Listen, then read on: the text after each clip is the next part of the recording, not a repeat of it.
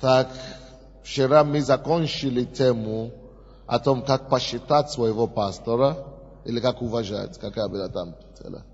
Последняя. Как посчитать была последняя. Так, сегодня мы будем говорить о том, как поддержать своего пастора через молитву. Или дары служения вообще. И все другие дары служения, пятикратное служение евангелистов, пророков, апостолов, учителей, пасторей. Но непосредственно мы говорим сейчас о пасторе. К Римлянам, 15 глава, 30 стих. К Римлянам, 15:30. Между тем, умоляю вас, братья, Господом нашим Иисусом Христом и любовью Духа, подвязаться со мною в молитвах за меня к Богу. Видите, апостол Павел здесь говорит и пишет целое письмо святым, верующим в церквях. Он сам апостол, большой человек с большой буквой. И пишет пасторам, церквям, лидерам. И говорит, пожалуйста, я прошу вас именем Господа, чтобы вы подвязались за мной в молитве. То есть существует некоторые молитвы, которые мы просим, благословение за себя, молитва прощения, молитва разные есть. Но есть одна молитва, которая нужна в каждой церкви, которой каждая церковь должна заниматься. Это молитва ходатайства. Это когда мы молимся за других людей, называется молитва ходатайственная. Когда мы молимся за других людей, или мы молимся за страну свою, или мы молимся за своих правителей, мы молимся за своего пастора, за других служителей. Вот это называется служение или молитва ходатайственная. Там нужно конкретно подвязаться. Ходатайственная молитва это не шуточная молитва. Ходатайственная молитва это время, это молитва сражения. Это когда мы идем в духовный мир, мы поднимаемся из земли, и мы поднимаемся под небесные, и начинаем повелевать властям и начальствам сложить свои полномочия над этим человеком, или над этой территорией, или над этой страной. Мы повелеваем и стоим на истине, которая открыта нам в Евангелии, что ибо написано, что Иисус Христос подверг власти, от силы, от власти и от начальства, и властно подверг их позору. Поэтому мы повелеваем вам властям, повелеваем вам начальствам опустить и не мешать служению этому человеку, этого нашего пастора. Именем Иисуса мы разрушаем твои силы, мы молимся Богу за него. Господь, дай ему помазание Божие, дай ему изрешение, дай ему, чтобы через его руки были заделаны чудеса и знамения,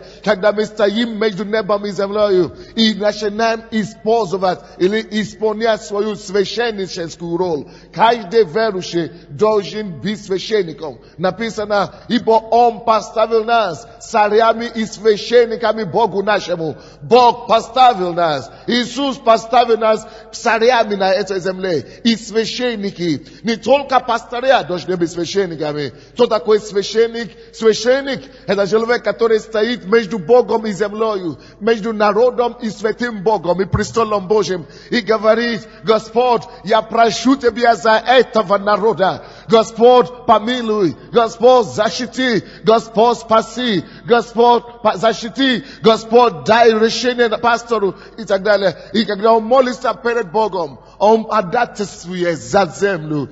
Священник – это человек, который приносит нужды народа и земли и возносит благокурение и благоухание к Богу. И когда он также обращается к народу от имени Бога и говорит, народ, так говорит Господь, покайтесь, допустим. Или он начинает передавать мысли Бога, начинает передавать Слово Божье своему поколению. Священник, он не только передает нужды и потребности людей Богу, он также передает Слово Божье. narodu. To jest to, что мы сейчас делаем. Мы говорим Слово Божье, мы проповедуем. Это есть священническую роль, которая принадлежит не только проповедникам. Эта роль принадлежит всем верующим. Всех нас Бог поставил священниками Богу нашему. Мы поставлены и утверждены на Сионе быть священником. Тогда только мы сможем но по достоинству решать судьбы людей, судьбы народов и так далее. То есть, поэтому каждый верующий обязан молиться, включить свой график молитвы своего пастора, или своего апостола, или своих служителей, или своего лидера домашней группы, или своего лидера 12, своего лидера или регионального лидера и так далее. То есть, это норма. Потому что мы не эгоисты. Потому что мы получаем от них постоянно. Они служат нам. Они молятся за нас. Если честно, я вам даже скажу, у лидеров некогда молиться за себя. Я говорю, что у меня пробивается так, что я молюсь за свою семью и за себя равно раз в 3 месяца, может быть, или раз в полгода. Некогда. Конечно, благословляю и все. Я в основном за людей церкви. Поэтому мы тоже защищаем их тел. Аминь. Они идут вперед на передовую, и мы покрываем их тел. Правда? То это норма. Если Павел, который сильный Бога, который знал Бога лично, вынужден просить у служителей церкви и у верующей церкви, чтобы они молились за него, то это норма, то это необходимо. И не только в Римлянам, 15 главу он просит об этом. Во все Евангелия практически можно было слышать, как Павел говорит, что мы, чтобы вы молились за него, чтобы люди молились за него. Давайте посмотрим другое местописание Ефесянам. 6 глава, Ефесянам 6 глава, 18-19 стихи. Здесь написано такие слова. Всякою молитвою и прощением молитесь во всякое время духом и старайтесь об этом самом со всяким постоянством и молением о всех святых. Бог просит нам молиться об всех святых. Так? И молиться постоянно о них. Но дальше говорит, и о мне молитесь, дабы мне дано было слово, устами моими открыто с дерзновением возвещать тайну благовествования. Видите, это есть передовик. Павел шел перед всем. И мы тоже, как пастор, тем больше пастор, тем больше он поднимается, тем больше духовные силы он сталкивается. Больше духовные силы, с которыми он сталкивается. Потому что если у меня 100 человек в церкви, то я подвязаюсь только за 100 человек. Но когда у меня уже 15 тысяч человек в церкви, я подвязаюсь за 15 тысяч человек. Это больше нагрузка и больше атаки от дьявола. Вы, конечно, понимаете. И Павел это понимает. И говорит, пожалуйста, молитесь обо мне. Всякую молитвою. Молитесь духом, даже если вы не знаете, о чем молиться. И молитесь со всяким постоянством. И молитесь особенно о некоторых пунктах. Чтобы мне было дано слово, чтобы у меня было дерзновение и так далее. Давайте посмотрим, о чем можно молиться за пастора. Давайте будем писать. О чем молиться за своего лидера, за пастора, за других служителей. О чем можно молиться? Молитесь, как Павел здесь просит. Он говорит, дабы мне дано было слово. Молитесь, чтобы Бог всегда давал вашему пастору, вашему служителю или другим проповедникам, пророкам и так далее, чтобы Бог всегда давал им слово. Дабы мне было дано слово. Видите, получить просто слово, что сказать все время, это не просто так. Можно говорить от ума, можно самому что-то придумать, но я вам скажу, эффективнее всего, когда Бог через Дух откровения дает вам слово. И вы знаете, это труд большой, чтобы получить новое слово от Господа. Можно читать Библию и зачитать проповедь, но я лично не зачитаю проповедь. не защитаю проповедь, не готовлю проповедь. Я не могу готовить проповедь. Я жду с неба. Бог должен открыть мне. Поэтому каждый раз, когда я прихожу, я жду откровения. Я прихожу с словом откровения. А это труд большой. Ты можешь читать Библию 5 лет, и только один раз встретить слово откровения. Но когда ты пастор или служитель, ты должен давать слово откровения, желательно давать слово откровения все время. И если вы хотите быть качественным и эффективным, и поэтому он знает это, о чем он говорит, Павел. И поэтому он просит, чтобы вы молились за него, чтобы он это получил. Друзья, я лично не постесняюсь просить постоянно, чтобы молились обо мне. Если Павел нуждался в этом, я нуждаюсь в этом тем более. Это первое, о чем он молился. Но видите, следующее, о чем нужно молиться за ваших пастырей, ваших лидеров, кроме слова, чтобы они могли дать нужное слово вовремя. Почему нужно нужное слово вовремя? Потому что кому из вас так казалось часто, что когда пастор проповедует, что вы думаете, он о вас говорит. Конечно, я знаю, что многие люди, они это воспринимают с обидой. Даже были такие случаи, пару случаев, когда, много случаев, когда люди приходили ко мне и говорили, что мы знаем, что вам рассказали обо мне. Это жена пришла, там муж пришел, или сосед пришел, или кто-то, или потому что я вам раньше. Представляете, некоторые люди даже говорят, я не хочу говорить, потому что я не хочу, чтобы обо мне говорили соседи. Они думают, что то, что мы говорим соседу, это то, что они рассказывают, а потом мы говорим. Нет. Это не так. Это просто Бог дает такие слова. Вот в моем случае я стараюсь вообще не проповедовать, вообще не выходить на сцену без свежего слова откровения, которое я нигде не слышал, нигде не читал, нигде ничего, которое я прямо с неба. И соответственно иллюстрациями и так далее, примерами. Поэтому очень важно, чтобы вы именно молились, чтобы они могли вот так стоять и говорить. Вроде бы он проповедует одну проповедь, но чтобы это было слово, нужное слово. Слово для всех. То есть, когда это есть слово откровения, вы знаете, каждый сидит в зале 1000 или 10 тысяч, и каждый думает, он обо мне сегодня говорит, или что-то сказал, или что-то. Потому что это не он, это признак, что это Дух Святой говорит через этого человека. Иногда ты не слышишь некоторые проповеди, ты стал, и ты не знаешь, что он хотел сказать. Тем более, как это применять. Или ты понял все то, что он хотел сказать, но что же теперь делать? Как применять это все? Но чтобы проповеди не были таковыми, помогите своему пастору. Как? Тем, чтобы молиться за них. Чтобы у них было слово, нужное слово, дух откровения. Чтобы дух, знание откровения всегда было у них. Нужное слово для всей церкви. Второе, о чем нужно молиться, здесь Павел говорит,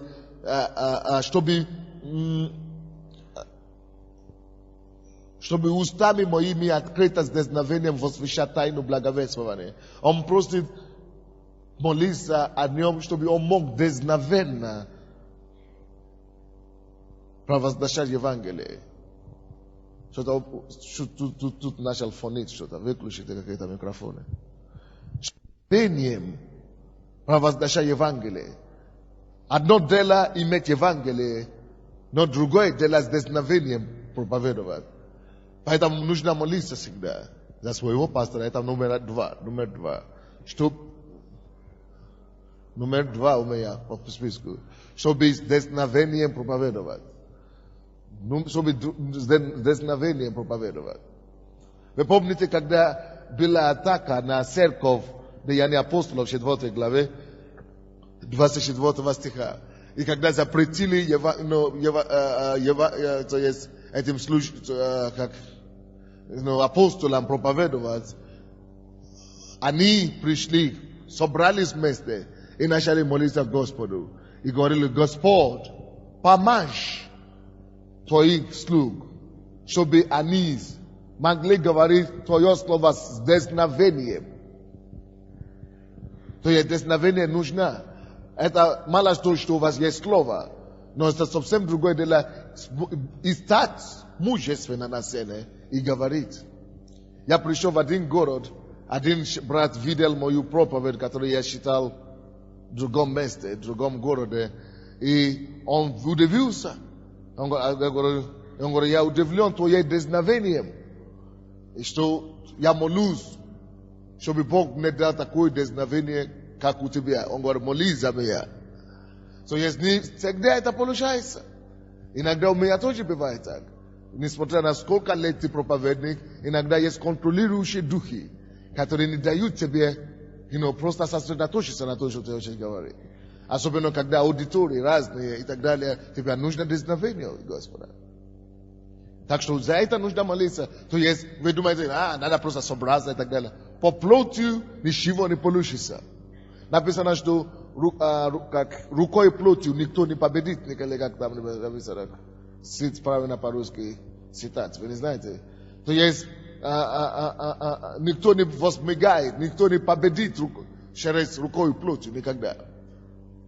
Никто не победит плотью. Мы побеждаем только духом. Поэтому молитесь за своих пасторов, чтобы Бог дал им дерзновение. Дерзновение нужно. Дерзновение нужно. Аминь. Дерзновение нужно. Следующее, о чем нужно молиться. Там же в Деянии апостолов 4 главе 24 по 34, когда они молились не только за дерзновение, но они еще молились, Господь, дай нам, чтобы прозрить твою руку, чтобы твои раби могли говорить твое слово, чтобы прозрить твою руку, чтобы соделать чудеса и знамения. То есть молитесь, чтобы тоже не только с дерзновением говорили, но чтобы чудеса и знамения всегда подтверждали жизни, служение ваших пастырей. Чтобы Бог всегда их использовал, чтобы разрешать ваши проблемы, ваши вопросы также. Следующее, за что нужно молиться за пастырей, чтобы Бог всегда дал им мудрость и откровение. Мудрость. Следующее, за то, что нужно молиться за пастырей, чтобы они всегда имели вождение Духа Святого, Духом Святым. Чтобы Дух Святой вел их. Чтобы они могли послушаться Духу Святому во всем, во всех вопросах. Следующее, за что мы молимся за пастырей. То есть вы знаете, что очень важно, чтобы мы слушались Духу Святому во всем, в решении практических вопросов. Потому что если мы не будем, поломаем столько дров, что вам не будет очень сладко в этой церкви. Поэтому мы молимся за них, чтобы они всегда слушались Духу Святому, чтобы Дух Святой вел их, чтобы они не делали свои, а делали то, что Богу угодно. Мудрость, знаете, что мудрость, я уже говорил об этом, крайне необходимо. Почему? Потому что только мудрость созидает. Написано, что дом устрояется мудростью и утверждается разумом. Поэтому, если мы хотим строить Царство Божие, чтобы строить церковь, нужно молиться за мудрость, чтобы Бог давал им мудрость строить эту церковь. Потому что мудрость Господь основывает землю. Следующее, за что нужно молиться, по поводу мудрости, если вы хотите писать место Писания, это Притчи 24 с 1 по 5, 3 по 5 стихи. Следующее. Молитесь за ограду, защиту и безопасность ваших служителей. Молитесь за их личную жизнь. Молитесь за их семью. Молитесь за их служение. Защиту над семьей, над служением, над ними физически, духовно и душевной защиты. Со всех сторон. Может, кто-то думает, зачем мы должны все это делать, пасторам и так далее. Мы уже это говорили 2 дня, я уделил, чтобы только говорить о том, какое благословение есть, служители есть для вас. Я уже говорил все то, что они дают вам, а теперь я говорю, что вы можете делать, чтобы подключиться к этим благословениям в их жизни. Следующее. Конечно, молитесь, чтобы Господь открывал свою совершенную волю через них. 2 Фессалоникийцам 3, с 1 стиха по 2 стихи.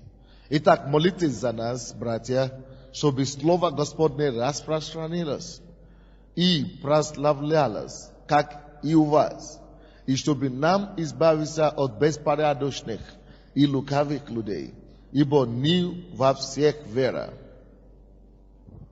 Молитесь, чтобы Господь сохранил их от беспорядочных и лукавых людей, особенно их окружение, чтобы Бог сохранил их от таких людей. Теперь следующее, о чем мы абзац, о чем я хочу. Если вас не было вчера и позавчера, с понедельника на этой конференции, вы не можете понять, о чем мы говорим, абсолютно. Потому что то, что я сейчас говорю, это продолжение. То есть, много чего вы пропустили. Я просто советую, просто умоляю вас брать эти кассеты, которые были с понедельника. Они уже сейчас на продаже. Вы можете брать их, и чтобы вы могли понять, почему мы это говорим. Потому что сейчас кажется, что это то, что нужно вам делать. А почему нужно было это делать, мы уже это говорили раньше. Сейчас другой, как мы говорим, под темой напишите. Будьте добры к своему пастору. Рубрика другая. Будь добрый к своему пастору.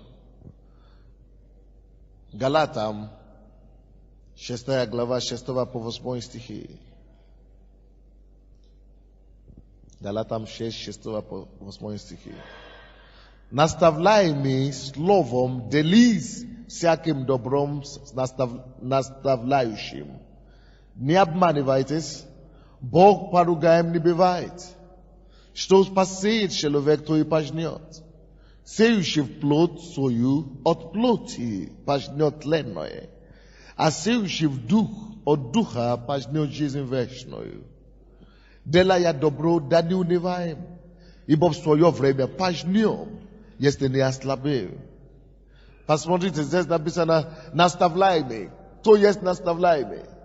Церковь. Аминь. Мы, члены. Наставляемый, написано не только наставник, пастор, должны всегда все время давать церкви. Есть некоторые места Писания, как подобно это, где пишется о том, что и наставляемые тоже, и прихожане, и члены церкви должны что-то поделиться со своими учителями и пасторами. Так что здесь пишется именно об этом случае. Когда члены церкви, Бог просит, чтобы поделить всяким добром, наставляющим вас в слове. Люди, которые трудятся в слове, не только пастор, много людей, лидеры группы, помощники пасторы, которые делят с нами слово. Написано, что те, которые делят с собой слово, то ты обязан перед Богом поделиться с ними всяким добром, которое у тебя есть. Делись с ними всякое добро, которое у тебя есть. Почему?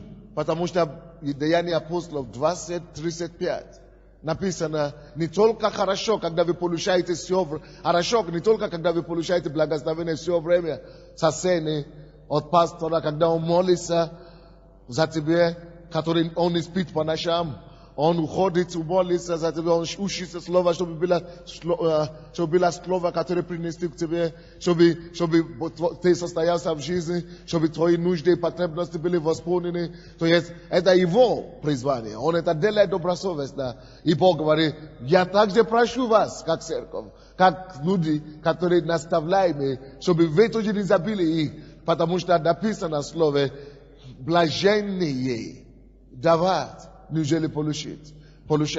То есть, конечно, pastoria и служители, они уже благословлены. И я вам скажу, они не нуждаются в этой помощи. Я, допустим, очень пропитан, люди заботятся. Я не нуждаюсь больше чего. Даже, вы знаете, честно говоря, у меня проблема, когда мне дарят что-то. Потому что куда их девать? Что мне делать с ними? В общем, моя проблема. Но я тоже осознаю, что написано, что блаженнее давать, нежели получать. Это для дающего благословения. Блаженнее для них, когда они дают, чем тот, кто получает. Это есть способ нам получать благословение. Особенно, когда дары служения, как пастор, это дар Божий, который поставлен в церкви, чтобы высвобождать твою судьбу.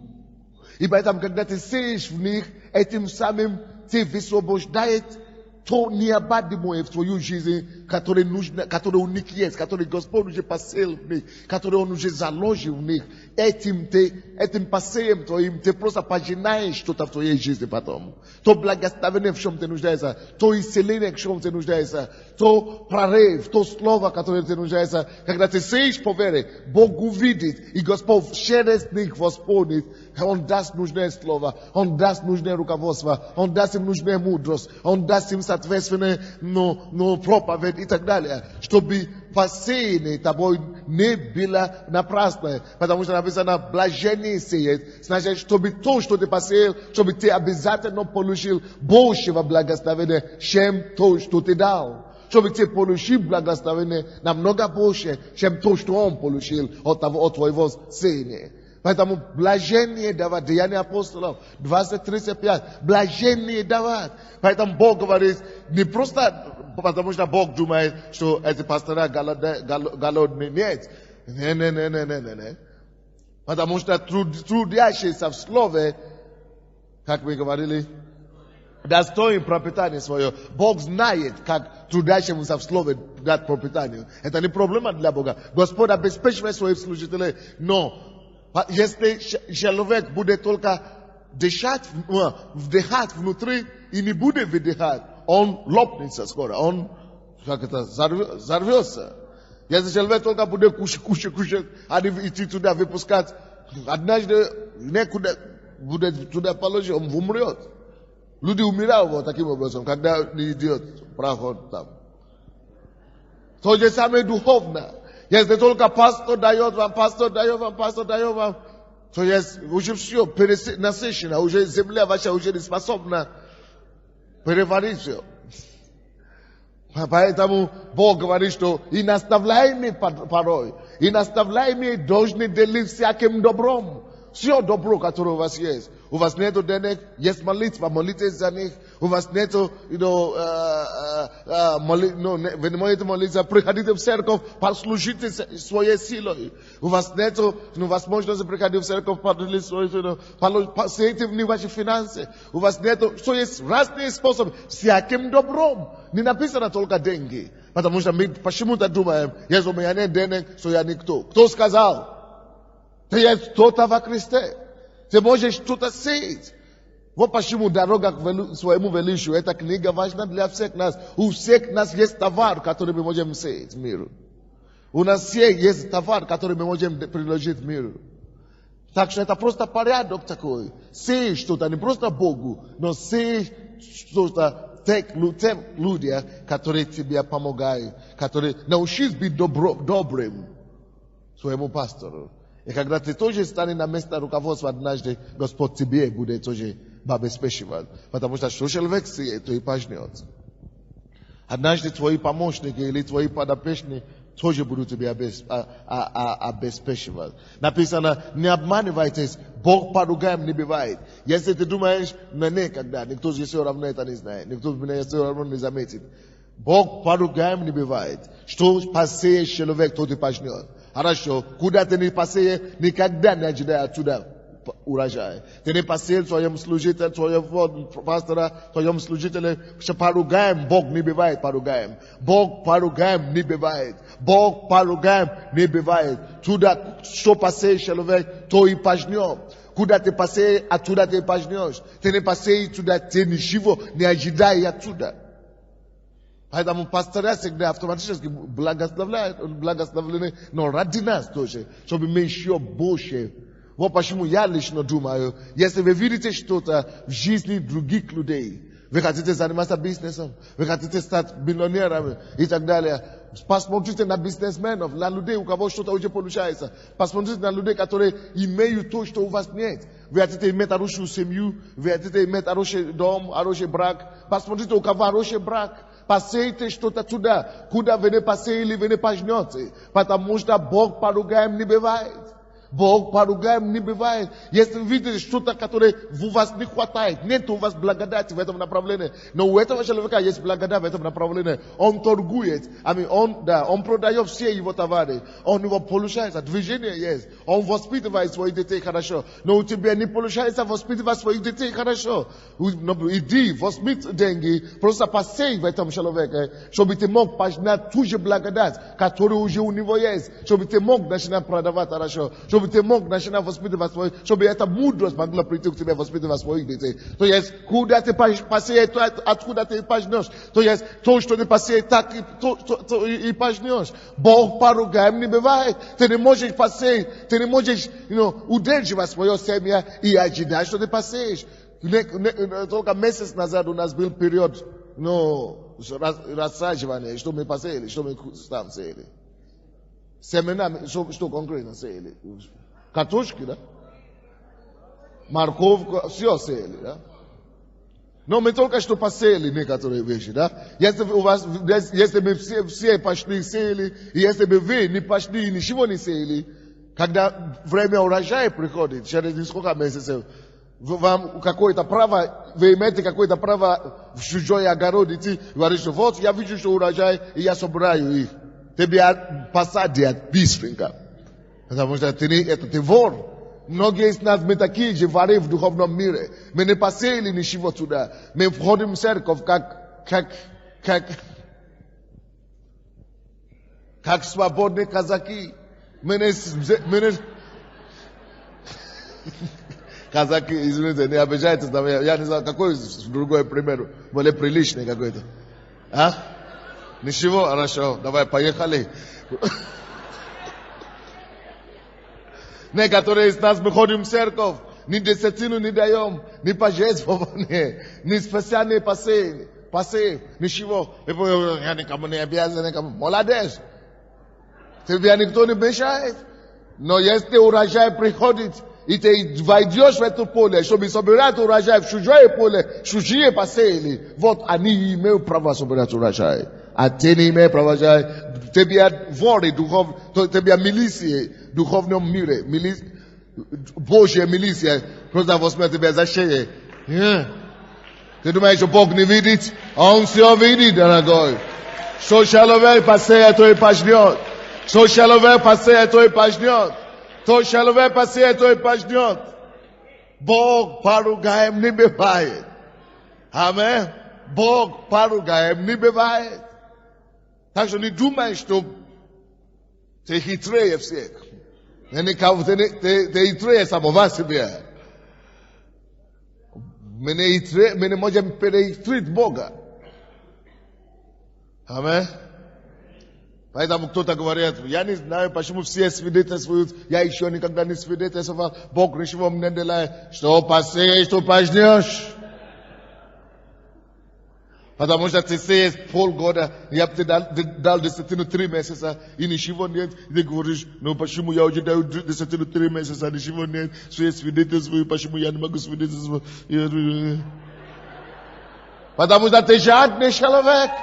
3 месяца это не срок. Будь верен Богом. Будь верен Богу малом. Будь верен все равно. И твой урожай придет своевременно. Просто будь верен. Просто будь верен Богу. Не ради того, чтобы Бог тебе отдал побольше, поэтому ты сеешь. Нет, потому что Он заповедал. Бог хочет проверить твое послушание. Ты послушай Ему, или ты только хочешь получить благословение. Нет, я это делаю, потому что я послушен Ему. Еще плюс, потому что я благодарю Ему. Он не только требует мое послушание, Он еще благословляет меня за это. Это уже Его плюс. Это не мое плюс, это Его плюс. Но я это делаю, потому что я хочу быть Ему послушен. В общем деле. Но я тебе говорю, но я уже дал 3 месяца, но я больше не буду. Hello, защи твои карманы, пускай останутся там. И посмотрим урожай какой будет. Когда ты кушаешь твое семя, ты не посеял, никакой урожай не бывает. Поэтому Бог это говорит.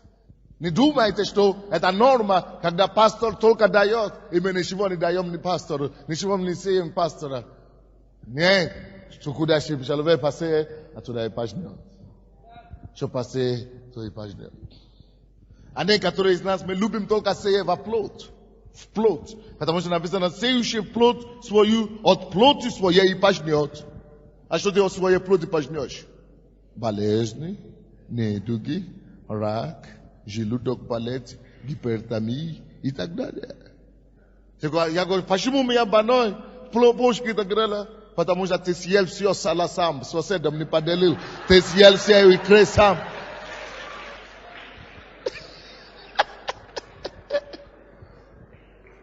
То сеет свою плоть, оттуда и пожнет. Что ты можешь пожнять с плоти? Жир дополнительный. Не всегда полезно сеять только в себе. Иногда это даже вредно бывает. Разве это не правда? Поэтому лучше блажение давать, нежели получать. Потому что сеющий свою плоть, от своей плоти пожнешь. Ой-ой-ой-ой.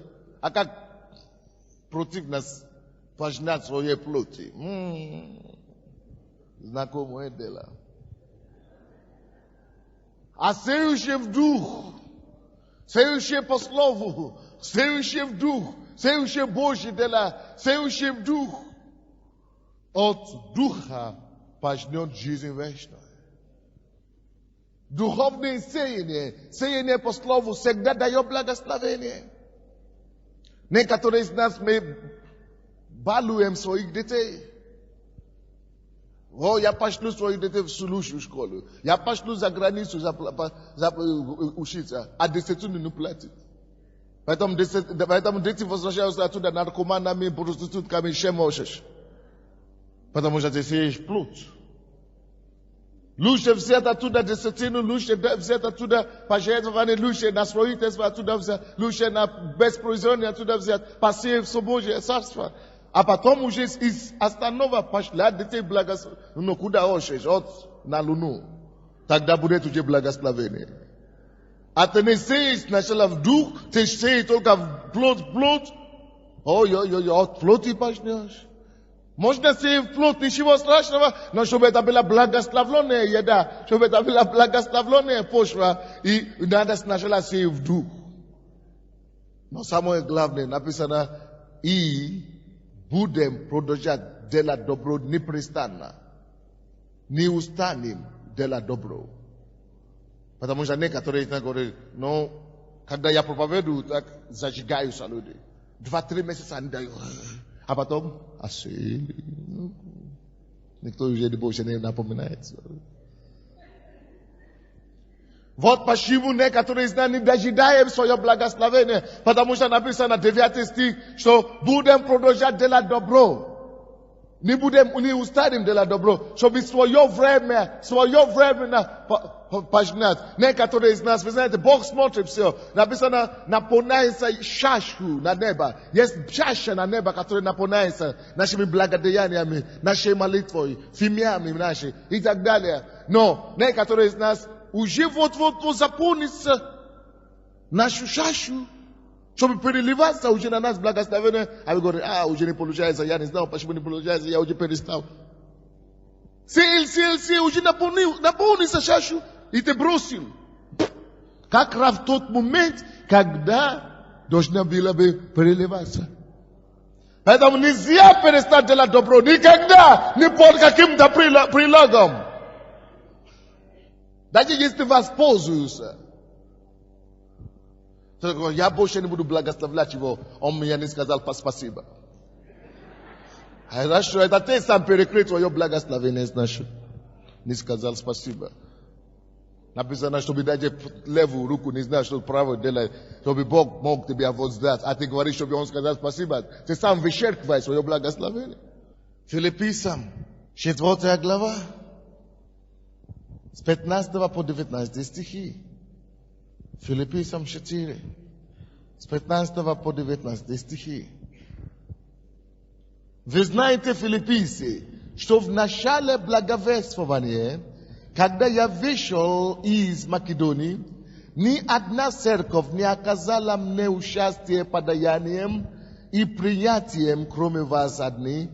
Вы и Фессалонику и раз, и два присылали мне на нужду. Говорю это не потому, чтобы я искал даяние, но ищу плода, умножающегося пользу вашу. Я получил все и избыточествую. Я доволен, получив от Епафродита, посланное вами, как благовонное курение, жертву приятную, благоугодную Богу. Бог мой, восполни всякую нужду вашу, да по богатству своему в славе Христом Иисуса. Видите, здесь он говорит филиппийцам, что возьмите пример от церкви Македонии. Когда я находился у них, они все платили мне зарплату. Не потому что я нуждался в них, но это открыло дверь, чтобы уничтожить, потому что македонская церковь была самая бедная церковь раньше. Но когда они начали давать Петру, Павлу, это дало возможность Богу уничтожить и убрать нищету с этой земли. Чтобы сделать эту церковь плодородную, чтобы получить благословение. И он говорит, возьмите с них пример, они беднее вас. У вас больше, чем у них есть. Но когда я был у них, они единственная церковь, которая финансировала меня. И даже когда я от них уехал в другое место, они и там у вас, я тружусь у вас, чтобы вы меня поддерживали. Он говорит, я говорю, возьмите у них пример даяния. Но я не нуждаюсь в вашей даянии. Я не нуждаюсь в вашей пожертвовании. Абсолютно нет. У меня все уже есть. Они уже мне дали все то, что у меня есть. Они уже послали даже Эпафродита, чтобы они мне дали, в чем я нуждаюсь. У меня все пресыщено. Я пресыщен. Но я говорю это вам, чтобы вы дали, чтобы вы научились давать, потому что я ищу плод. Чего он там? Плод кого? Умножающийся в пользу вашу. Потому что то, что вы даете, то, что я вам говорю давать, это всего лишь семя. А когда вы сеете любое зерно, когда вы приходите, чтобы собрать на урожай, всегда больше, всегда умноженное виде вы собираете. Поэтому вы тоже все то, что вы сеете, поймите, что это вернется к вам, это вернется плод, но в виде умноженное плода. Поэтому это то, что я ищу. Я хочу, чтобы у вас еще было больше, чем у вас есть. Вы знаете, наша церковь, люди думают, что Украина это бедная страна, и это как тут, нету денег, и люди все просят протянуть рукой из Америки. И им дают деньги и так далее, и в миссии какие-то церкви. Но я вам скажу, никто не спонсирует нашу церковь. Да, иногда американцы приходят и благословляют нас. Но если нас благословляют максимум в год, может быть 5 или 10 тысяч долларов, то мы с Украины здесь благословляем американцев, иностранцам, проповедникам, которые приезжают, гостям, минимум 50 тысяч долларов мы сеем в Америку. Now, if you думаете, пастор, maybe такие деньги я бы раскрутился. Hello. Я знаю, что вы бы раскрутились. Но поймите, Bog ishi plodot nas. Asobeno tem bedniye ve. Tem boche ve dojne davat. Tem bedniye me. Tem boche ve dojne davat. Me dayom. Me seyem kruta. Me seyem boche shem boshinzwa amerikanski serkwe. Me Ukraine zet. Ik davod storas boche shem unasye. No nishivo ani kuje bagate. Paida me seyem tuda. Shobi nasha zemle ato jebila takaya bagata yaka kunik. И позвольте мне пророчествовать. Позвольте мне пророчествовать, что при нашей жизни именем Иисуса Христа, Акакакусо, Аканто, Макая Макатия, и Кокоба Какакутия, Амакия, Пакутабакаяла, Кука, Акакакурия Монсонто, именем Иисуса, я вижу в духе, и так говорит Господь, хотя сегодня мы просим на колени, наше правительство и политики просят простянущей рукою, но благодаря действию церкви, Господь узрит на эту землю, и придет время, говорит Господь, Бахала Бохосея, и придет такое время, когда не только экономика Украины поднимется, не только Господь исцелит нашу землю, но благодаря благодати, которую Господь изльет на свою церковь, что вот так говорит Господь, наступит это время, когда даже экономика Украины не будет уступать европейской экономике. И мы дождем и увидим такое время, когда по уровню жизни на долю населения приход и доходы на душу населения здесь станет выше, чем даже той Америки. Написано, говорит во имя Иисуса Христа. Но это невозможно. По плоти это невозможно. Но все, что невозможно по плоти, Богу возможно. Все, что невозможно человеку, Богу возможно. Все, что невозможно человеку, Богу возможно. Господь, сделай это Твоей силой и Твоим духом. Но, друзья, это никогда не будет, если мы не выпустим свой хлеб, если мы не бросим свой хлеб по водам, если мы не посеем свое семя, даже в своей глубокой нищете. Мы не хотим быть филистимской церкви, которая не может даже поддержать своих служителей. Мы хотим быть македонской церкви, которая в глубокой угнетении, глубокой нищете отдают и поддерживают служителей не только у себя в церкви, но и в другой церкви, и финансируют богатых людей, потому что они знают, что блаженные давать, неужели получить? Блаженные давать, неужели получить? Аллилуйя, блаженные давать, ибо это то, что вы даете, то, что вы даете, то, что вы сеете в служителях, то, что вы сеете в других людей, друзья, написано, вот это будет плод, умножающий в пользу вашу. Не в пользу, кому вы дали, но в пользу вашу. Не в пользу пастора, не в пользу этих людей, кому мы даем, но в пользу нашу. И не просто вернется в пользу нашу, но это вернется как в умноженном виде. Мы ждем умножения, мы ждем взрывное умножение на Украине. И это взрывное умножение, это помазание благодать прикоснется к нашей экономике. Именем Иисуса Христа Бог поднимет экономику Украины. И мы будем жить в достатке. Наши дети и внуки во имя Иисуса. Но для этого мы должны что-то сеять. Для этого мы должны что-то делать. Друзья, то, что мы делаем сегодня, это то, что мы будем иметь завтра. Друзья, то, что вы имеете сегодня, это результат того, что вы делали вчера, или того, что вы не делали вчера. Поэтому мы уже сеем сегодня. Мы ждем миллионы, мы сеем уже сегодня десятки тысяч. Столько то, что мы сеем служителям за грубо, у нас даже нет такой суммы в кассе. Нам постоянно нет ничего в кассе, потому что мы сеем. Но слава Богу. Аминь. Сейчас мы начинаем Россию церкви. В следующем месяце мы будем сеять сюда $20 000, чтобы поднять эту церковь. Как минимум. Это только для начала, чтобы для евангелизации, крусейд и так далее. Нормально. Вы думаете, Россия, они же без этого обкрали на 70 лет. Еще будем давать им. Алло! Мене судим по человечески. Мене судим по плоскому. Мы все равно будем сеять. И величие это вернется к нам во имя Иисуса Христа. Мы верим Богу. И не только первый раз, мы это делаем постоянно. Каждый год мы открываем какую-то церковь в России. Каждый год мы открываем какую-то новую церковь в России. И мы финансируем их. Каждый год. $1000 идут на это. Это из ваших пожертвований. Мы просто это не провозглашаем. Это из ваших пожертвований. И не оттуда, не от Америки, не откуда-то. Нет. Это из наших пожертвований. Ибо Бог мой восполнит всякую нужду вашу.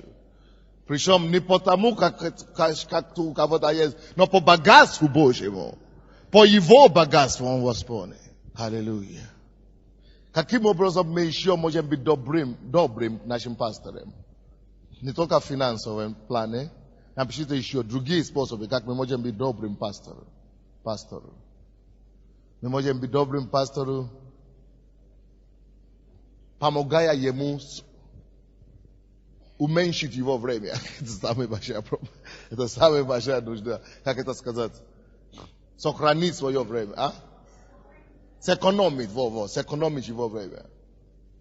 Мы можем помочь пастору. Мы можем быть добрым к ним, когда мы помогаем ему сэкономить его время. Потому что есть некоторые случаи, когда мы говорим, я в офисе, ко мне идет в очередь. Вот одна женщина говорит, она была в библейской школе, и я там учил. Знаете, я учил в библейской школе 9 часов до какого-то 2 часов. Прибегаю в офис, сижу в офисе, там 30 человек ждет. Амен. Беру. И она там уже ждала, я пришел, она тоже вместе приехали, и она ждала меня 6 часов. Не только она, я принимал людей, я даже в туалет не стал идти. И она потом сказала, вот теперь я начал по-другому уважать пастора. Я говорю, как? Вы молитесь за меня? Я говорю, за что?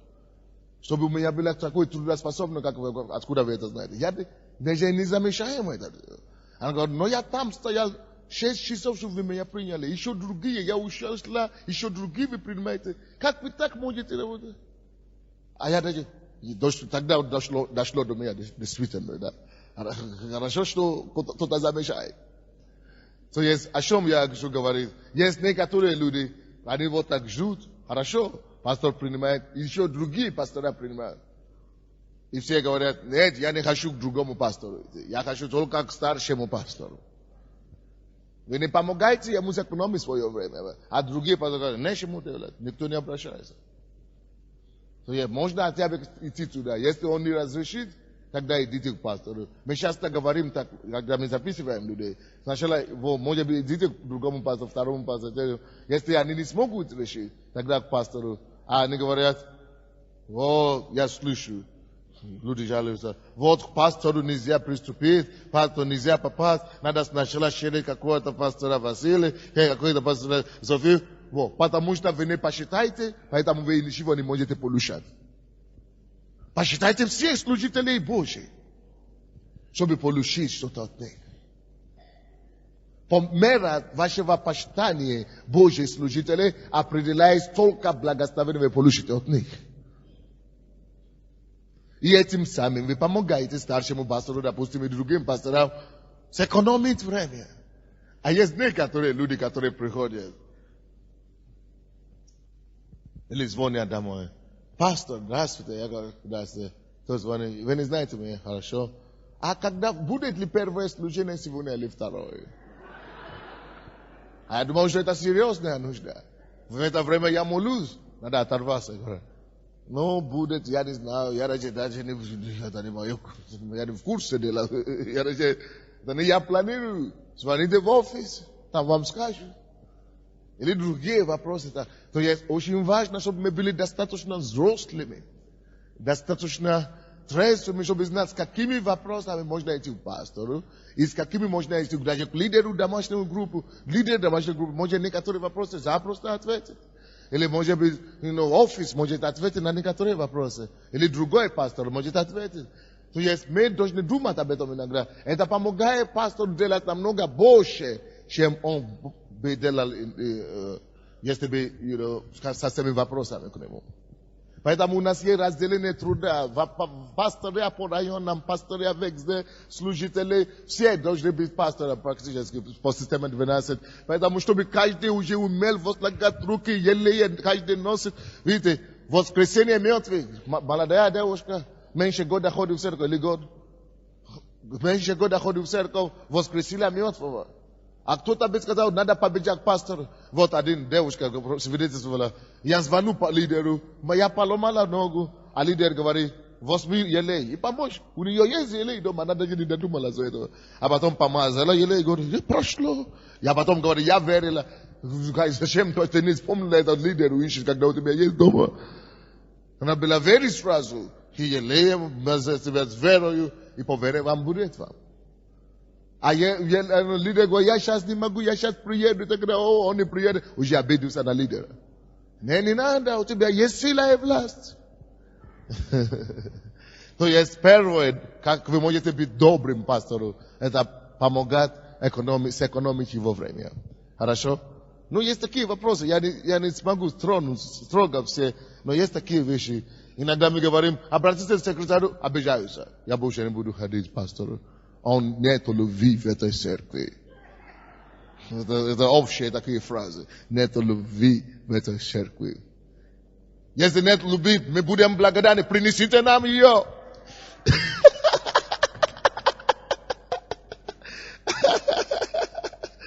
Будем рады принять от вас эту любовь.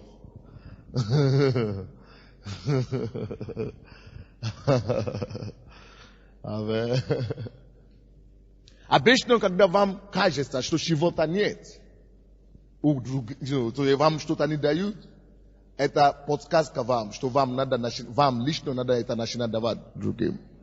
Во всякий раз, когда вы начинаете чувствовать, что нет любви, это подсказка Духа Святого вам, что Бог хочет, чтобы вы начали давать больше любовь людям. Вот тогда обязательно получите обратно. Потому что тоже человек сеет и получает. Когда вы начинаете думать, что никто вам не благословляет, что там уже никто не благословляет.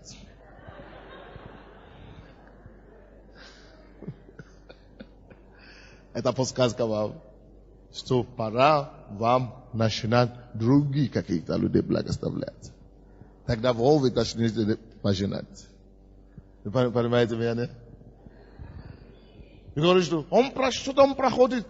Он прошел, он даже не улыбался. Он прошел, он даже не поприветствовался. Значит, вам надо было поприветствовать его. Тогда он точно бы ответил. Окей. Сэкономите время, пастору. Это первый. Второй, чем еще мы можем, как вам сказать, быть добрым пастором. Второй способ, как мы можем быть добрым пастором, напишите, пожалуйста. Помогая откликнуться на объявление, просьбы, нужды его, о помощи в церкви, в офисе, даже дома. Иной раз нужно будет, нам, допустим, начало лета, мы хотели, весна, мы начали кусты там резать, чтобы, подстричь эти, еще опять надо стричь, да? Вот опять надо помочь нам стричь эти все кусты и так далее. И некоторые люди, я пришел однажды, я вижу, что все служители церкви это делают. Потому что не было людей из церкви, чтобы пришли. То есть, может быть, вы думаете, что это не пастору вы помогаете? Так нет, это все общее дело. Мы помогаем пастору, прежде всего, церкви, и каждому из нас помогаем. То есть, когда мы помогаем, когда мы объявляем такие вещи, это есть способ, как вы можете помочь. Это то, что таким образом вы откликаетесь вы оказываете свою доброту. Когда мы собираем пожертвования на газеты, на другие вещи, вы думаете, я уже дал десятину, наверное, это же, наверное, они хотят, еще дополнительно, Хорошо, посеяв плод, Никто же не мешает. Посей в плоть. Но ты можешь также посеять в дух. Это было бы благословение. Так что откликивайтесь на объявление, которое пастор ваш делает. И смотрите, задавайте себе вопрос. Чем я могу там помочь? Есть ли у меня возможность? Нет? Потому что есть некоторые раз, когда мы слушаем объявление, что что-то нужно, мы начинаем делать вид, как будто мы заняты, мы начинаем говорить с кем-то, соседей, чтобы побыстрее время объявления прошло. Но мы хотим, мы строим общий дом. Мы хотим это делать. Что я могу, то я делаю. Вы знаете, очень много у нас работа по компьютеру идет. Здесь. У нас сколько компьютеров? 16. И у нас много людей. Мы не можем взять 16 секретарей сразу. Конечно, у нас людей все в офисе, все умеют работать на компьютере. Но все равно больше работы. Иногда мы нуждаемся в людях, которые просто должны прийти и помочь нам набирать. Или работать на компьютере, или в интернете, или набирать книги. Пастор пишет книги постоянно. Все это нужно помочь. Все это много чего хорошего. Тем более, если мы уже объявляем что-то, значит нужно. Срочно нужно. Значит, вот так нужно. Аминь. Так что, когда ваш пастор что-то объявляет, помогите ему, служите ему дома, служите ему. Знаете, я даже не знал, насколько это важно. Не только старшему пастору служите, но всем лидерам, всем это самое, которые, вы видите, что они нуждаются в этом, послужите им в этом. Служите им дома, служите им в офисе, приложите им, есть, можно даже иметь такое служение. Пастор, я живу рядом с вами, я хочу приходить к вам домой и помогать. Чем? Я не знаю, гладить руки, наверное. Костюм. Или особенно женщинам нашим. Некоторые из наших пасторов, женщины, у них нет мужа. Некоторые из них уже пожалели. Некоторые из них дети уже взрослые ушли. Есть их продукты, их духовные дети. Почему бы не подходить к ним, почему бы не формировать такие служения пастору, сестры, братья, которые бы просто помогли, которые бы просто помогали, которые бы просто, некоторые вопросы решали для них. Вы знаете, пасторам не всегда получается ходить по магазинам. Иногда это было бы хорошо для покупки для них. Вы знаете, некогда ходить по магазинам. Вы помогаете им очень сильно этим. То есть, я не знаю, что Бог вам скажет. Но когда вы помогаете, вы показываете, насколько вы добрые. Не обязательно финансами, но чем-то делать, помочь им, чтобы их время меньше, они могли больше, они могли уделить слову и так далее. 2 Коринфянам, 2 Тимофея 2:6. Там написано, чтобы поделить свое благословение с пастором. Там написано такие слова, 2 Тимофея 2:6. Трудящемуся земледельцу первому должно вкусить от плодов. Если Бог благословил вас, если пастор молился за вас, и что-то у вас получилось, написано, что он есть трудящийся земледелец, который должен первому вкусить. Вот почему некоторые церкви, конечно, не дают благословение своим пасторам и так далее. Но я думаю, что это нормально давать благословение пасторам.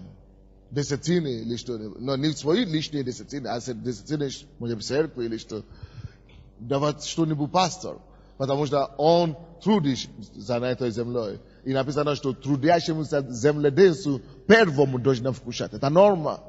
Он имеет право первому вкушать из плоды. Если кто-то помог вам что-то делать, он молился за вас за бизнес, и это бизнес получилось, это нормально говорить, что вот, потому что вы молились, по вашей молитве я получил это благословение, я хочу делиться с вами, плодом этого труда. Это норма. Это не только относится к пастору, это относится к лидеру домашней группы. Вы знаете, когда я сейчас говорю о пасторе, я не хочу, чтобы вы думали обо мне. Мне кажется, что намного нужнее именно лидерам домашних групп, районов наших и так далее. Именно им, прежде всего. Мне ничего не нужно абсолютно перед Богом. Но эта истина нужна даже для нас сами, чтобы мы могли жить по слову, и мы могли все жить в радости, и так далее. То есть поделите ваши благословения с ними. Последнее, на чем я остановился сегодня. Будьте добрым вашему пастору тем, чтобы... Ой, извините, Дух Святой мне сейчас сказал, говорит, что есть женщина, у кого кровотечение в зале. Открылось кровотечение у вас по-женски. Я повелеваю прекратиться этому кровотечению именем Иисуса. Будьте исцелены и здоровы. Но последнее, что я хочу сказать, каким образом вы можете быть добрым к вашему пастору. Это, я думал, что это как-то какое-то смешное как-то, и вроде бы несерьезно, но это важно для пасторей. Самое обидно, когда пастор молится, постится, спит по ночам. Допустим, я сплю по 4 часа в день. И стараюсь остановить, досыпать между переходом в церкви и церкви домой, в машине, что-то продумать чуть-чуть. Когда мы так делаем, мы так трудимся и так далее, и приходит в церковь, и нет людей.